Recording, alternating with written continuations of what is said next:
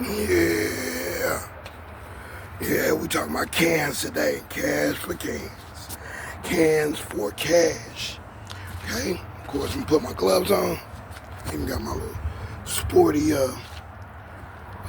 goggles on. I'm gonna put that right there. And let me tell you about cans. Recycling cans, right?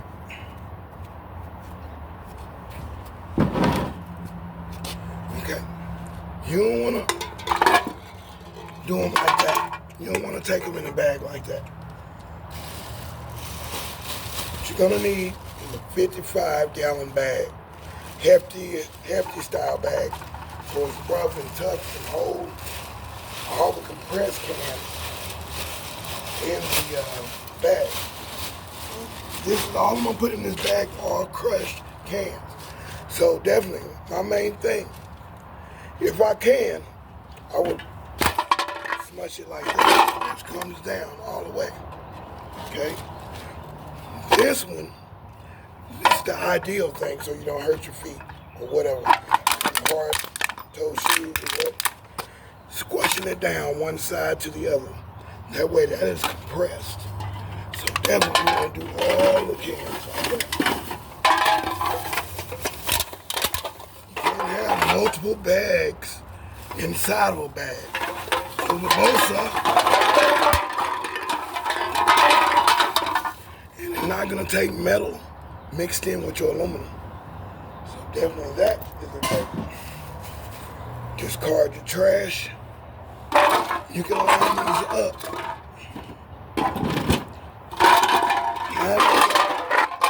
Just like that. And have a can crushing session. One side, then I do the other side. One side, the other side. One side, other side. One side. And now you can push it all down, in a vertical way. You can do that as well. One side, other side. One side, other side. One side, other side. Okay. Clean up the area. Put your crush cans in the bag. And thusly, therefore, keep going. When it's already crushed like that, then you can kind of cheat a little bit. Not while I cheat. I say more efficiently. Just pushing it down. Pushing the can down in the middle. You're going to do them all that particular way. So that way, you're going one side, one side, one side, one side. Inside, inside, inside, inside, inside, inside, inside, inside. All those go in the compressed bag.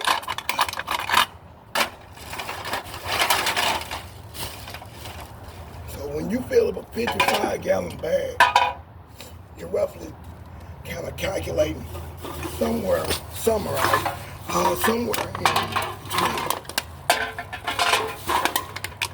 in between $8 to $10 a bag, sometimes $12 a bag, depending on if you got them all crushed.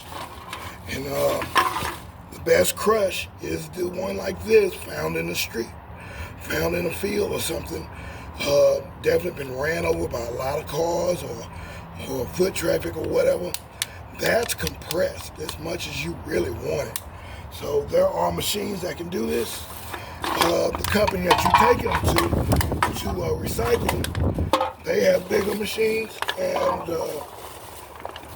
they're not putting anything out that is not, they're not sending anything out to another company to, unless it's compressed, and it's like this. So picture bricks, like gaylords of cans compressed in a bale, when they baled them all together and they rope it around, and it fits on a truck, like not Legos, but more so wooden building blocks.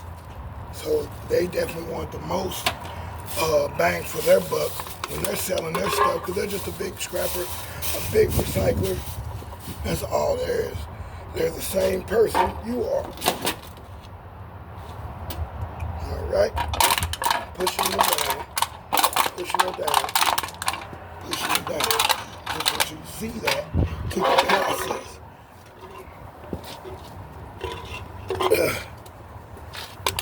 See that process right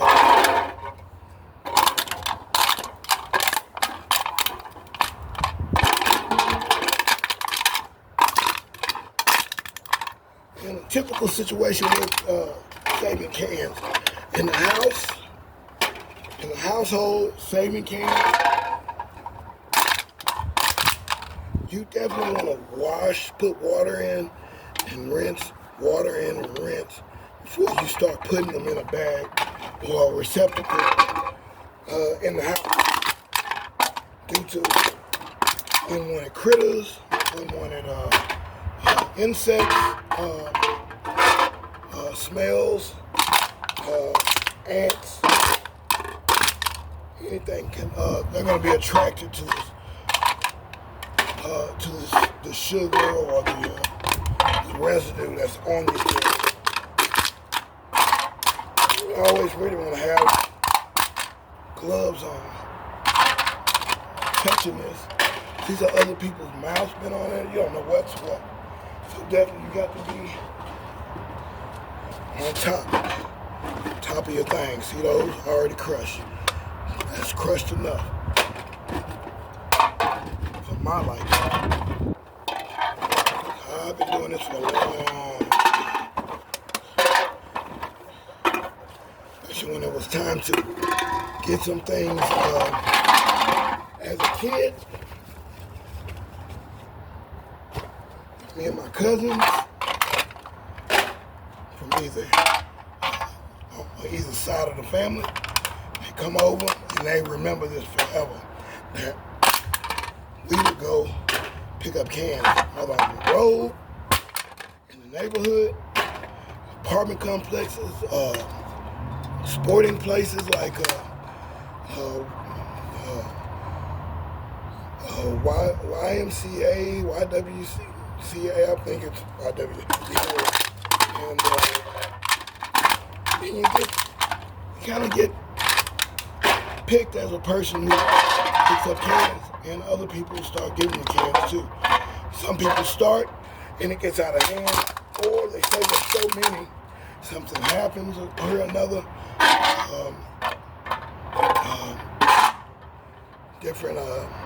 Different things can happen, and you don't want to wish that on anybody, but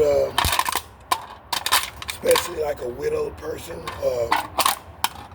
whose partner might have saved these, or she don't know what to do, and it's causing too much space being used. Too much space being used, and they want their space back, or they want their memories out of that particular situation. So I've had, and even evictions or clean outs, where I've had to pick up stuff, and there's a bunch of cans. There might be a bunch of cans, but it might not even be compressed like we're doing.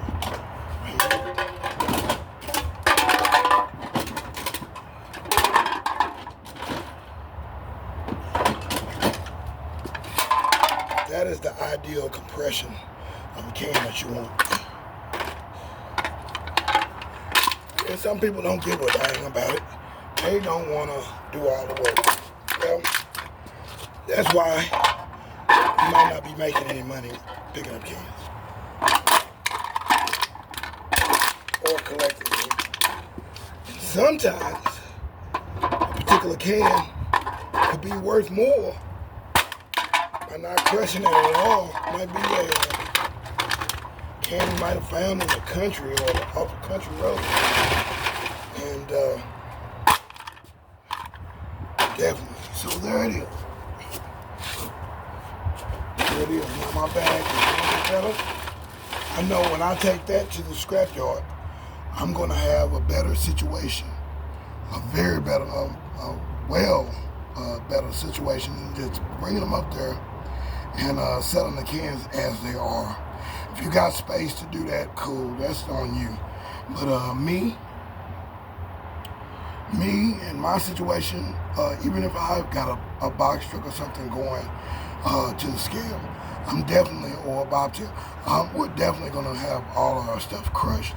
And we're talking about space management. How much you get is how well you stack it, quantity. How much you stack it is for the weight, and in how good a shape the stuff is. Some people cheat. Some people try to get over on a system. Taking a can and putting dirt in it, or cement, or rocks, and this other paraphernalia, plastic stuff hanging out of it. That will go with the code of ethics. That's just your decision. If you want to be dirty with it, you're eventually going to get caught. You're eventually going to get stopped or warned. You might get over with it a couple times, but in the karma situation, you will not win dealing dirty loads. It's just not good to do. It's just not good to do. Do good loads so that you can set a precedent for yourself and your company or your group that we're trying to do it the right way. And the right way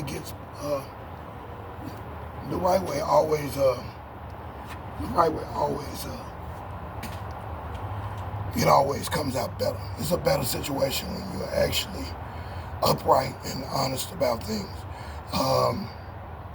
Let's talk about weight. If I had maybe 100 bags, 55-gallon bags, 155-gallon bags, pretty much weighing out. Can't remember the numbers. I used to do this really hard, even when I was working in NASCAR.